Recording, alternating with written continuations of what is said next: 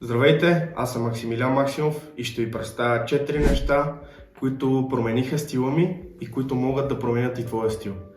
На първо място започвам с парфюм, защото парфюма показва теб в обществото и е много важно как меришеш. В повечето от случаите използвам този парфюм Jimmy Choo, доста свеж и ежедневен парфюм, който е подходящ за всеки ден. Така че това е парфюма, който използвам почти всеки ден, който много харесвам, много е свеж и е моят топ фаворит. На второ място е този парфюм Султан, който е Париж.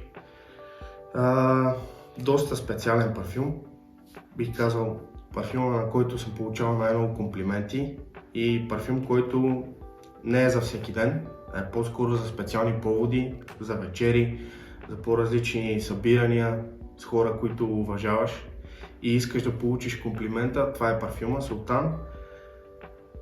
Подарък ми е от мой скъп приятел, така че благодаря. Третия парфюм, който съм избрал да ви представя, това е One Million Elixir. Може би най-скъпия парфюм, който притежавам. Доста силен парфюм, подходящ за есенния сезон и зимния. Това е парфюм, който като се пръсне, брат, стига да е. И ще кажа, че иначе май. Сега да те питам, че е един от най-жалните парфюми. Краси е тук също мене и много звуци издава. Така че това е One Million Elixir. Може би най-скъпия парфюм, който притежавам и най-силният парфюм. Парфюма като се пръсна с този парфюм, повече от 24 часа се усеща върху мене, дори и като се изкъпя пак се усеща.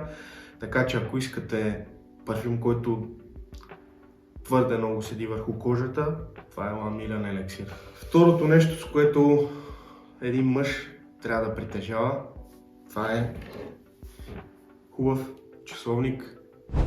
Това е първият часовник, който моя баща ми подари и е твърде сантиментален и специален за мен. Така че е много важно какъв часовник има един млад мъж, защото това откроява човека. Доста елегантно стои, подходящ е повече за елегантни случаи, но може да се съчетае и с дънки и тениска, така че подходящ часовник.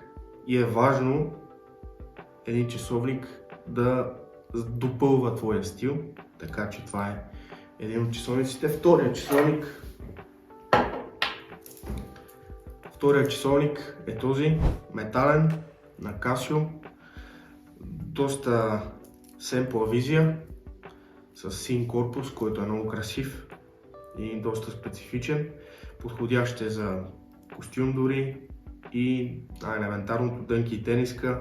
Подходящ е за ежедневна употреба, всеки ден може да го носиш и може да завърши твоята визия, така че това е също доста семпъл и красив часовник, който имам. Третия аксесуар или третото нещо, което подчертава моя стил, това са кецовете.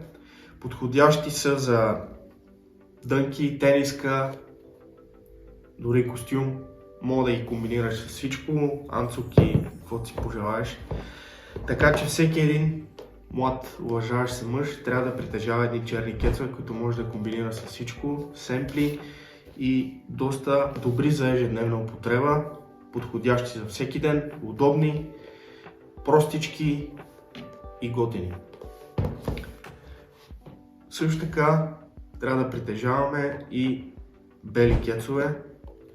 В случая тези имат и зелено по тях, сиво по тях, кафяво, могат да се комбинират с доста различни неща. Белите кецове могат да се комбинират също така с костюм, може би с по-елегантна и елегантно спортна визия.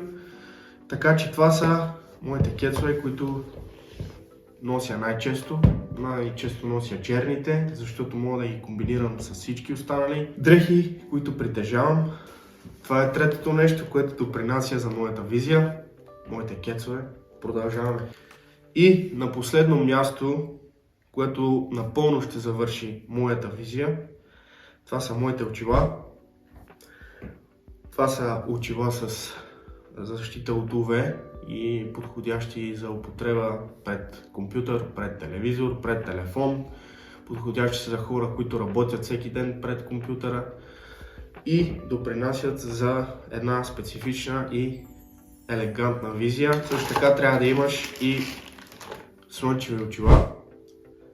Също това са очилата от моята марка Maxi Glass. Имат доста семпла визия, доста елегантност могат да придадат на визията ти и са една перфектна завършваща част от целия външен вид на един млад мъж.